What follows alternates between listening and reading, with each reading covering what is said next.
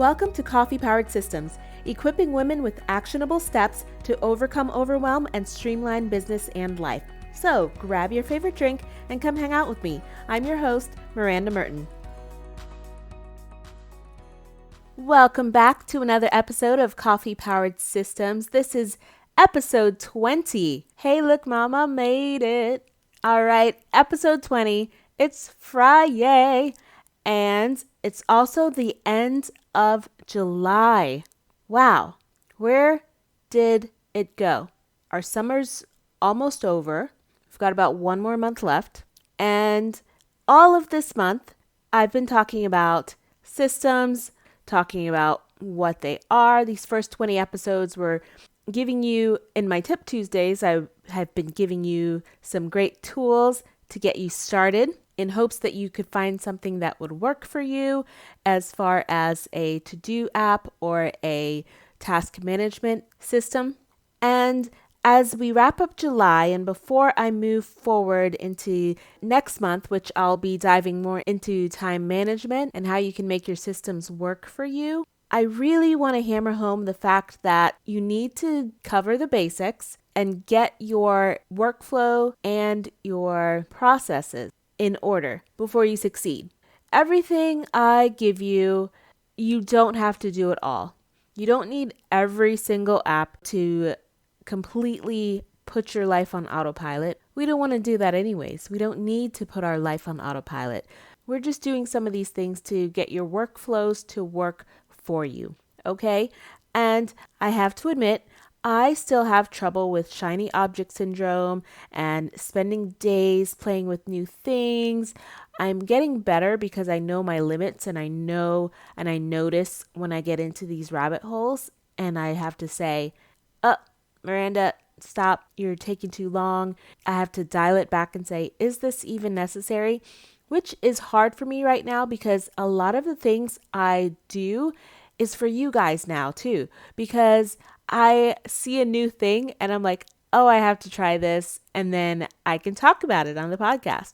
And that gets me in a little trouble too, because I love looking at new things and new tools and new apps and new software. And I get giddy about it. And I just like tinkering. And then I tinker half the day away. And then I have to dial it back and say, this isn't even necessary.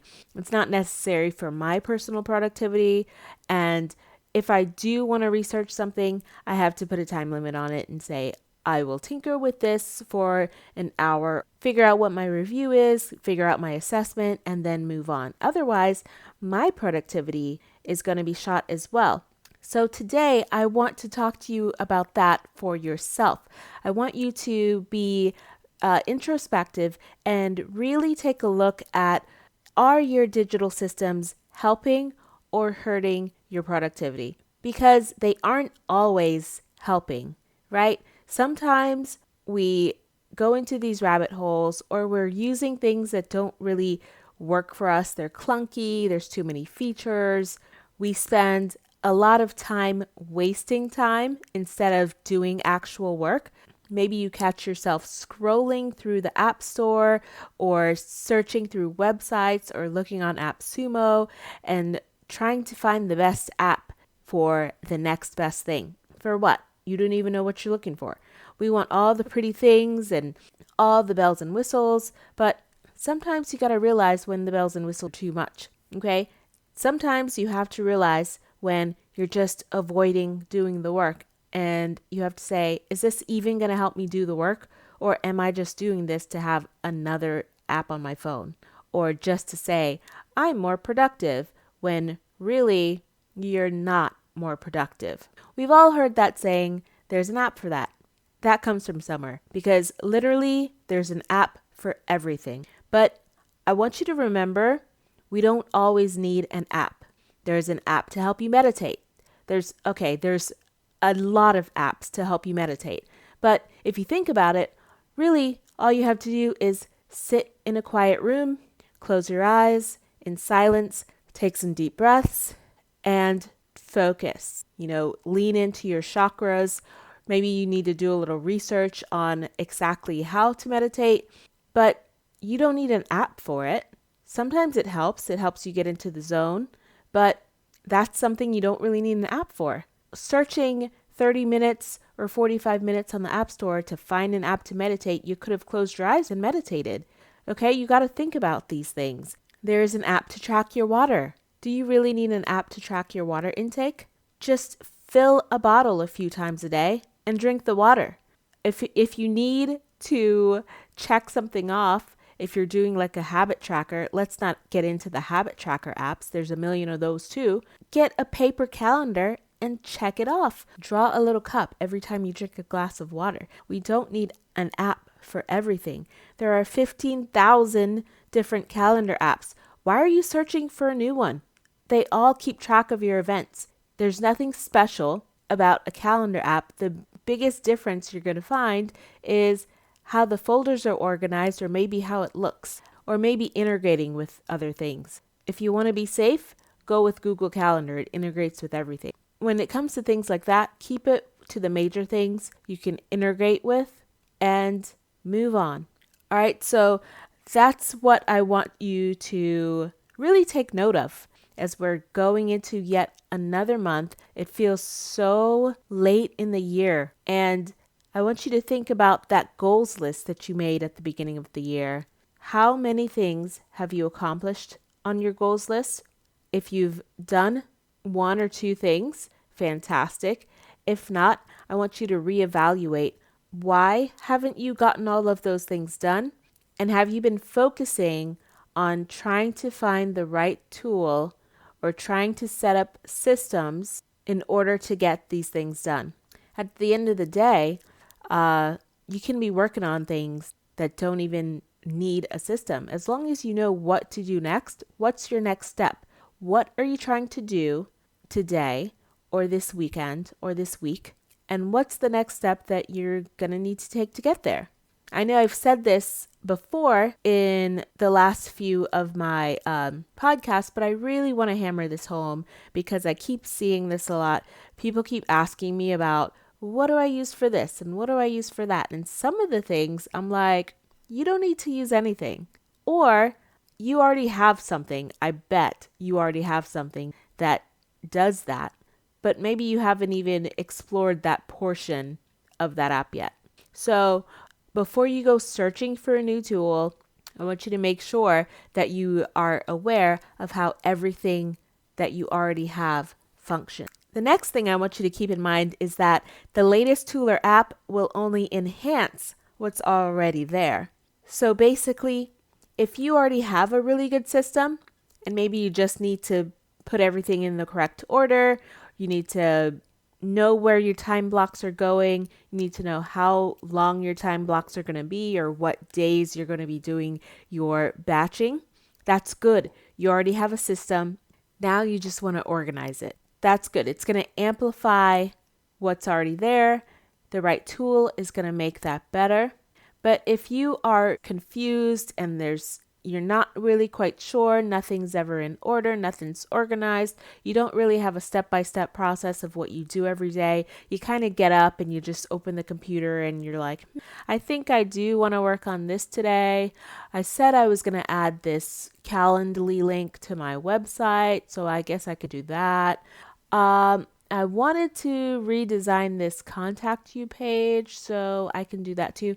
If you're doing that, that means you don't have any systems in place, and downloading the next big thing is just going to make it more confusing. The next thing is, when you finally find something that works, use it and learn to make it work.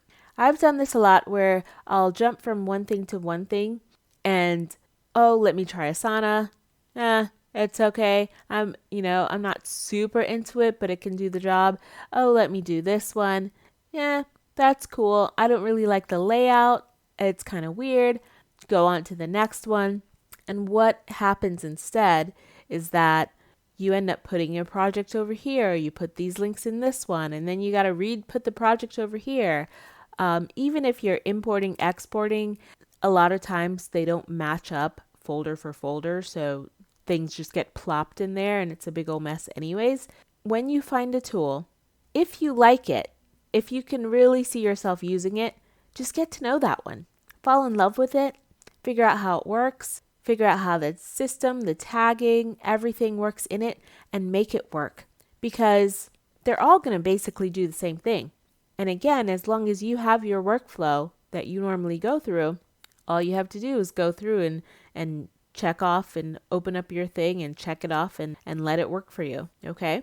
Next, use only the tools that you need to use for your business. Start where you are, be where you are. You don't need to use something that Susie 100,000 followers on social media is using for her business, because she's probably a few steps ahead. She's probably got a couple people on her team, and sometimes you don't need all of the things right now. If Dubsado looks really good and you're like, oh, that might actually be really, really good for my consulting. Yeah, it might be.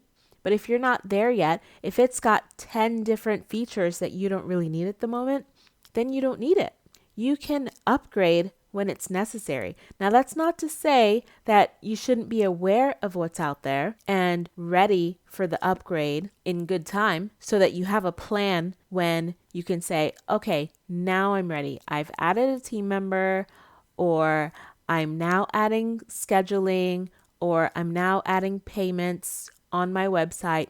When you start needing these things, then you can upgrade. But if something is $59 a month because it's got all of these things and you are either not using it or you're not making money that makes sense to pay for something at a high price like that, then you don't need it. Just use what you need at the time for what you're using. Now, if a good deal comes along, of course, if you're on AppSumo or Entrepreneur Store, then go ahead. If there's like a lifetime deal for something and you're like, I'm not using this right now, but gosh darn, that's $49 for a lifetime. I might use it in 3 years and then I'll have it. Well, sure, it's $49. And if it's something that's normally $39 a month, then obviously that's a steal. You can make that judgment call and go ahead and get things like that. But I wouldn't waste time paying for something that you are not using on a regular basis. If you are using something like maybe a lead pages, which is a good amount of money, yeah, if you've got some landing pages up and you're definitely using it all the time, then for sure, that kind of stuff you're going to want to get for your business. Now, tools versus skills. Tools and skills are not the same thing. You can have the right tools, or you can have the right skills, or you could have both, but they're not necessarily interchangeable. I could have a fancy typewriter or computer, but it's not going to help me write better. It's not going to help me be a better author. But that being said, you do still need some decent tools, because the author that maybe he's writing a huge novel and doesn't want to handwrite it, that might get a little tiresome. I know some people still do handwrite manuscripts before they type it all up.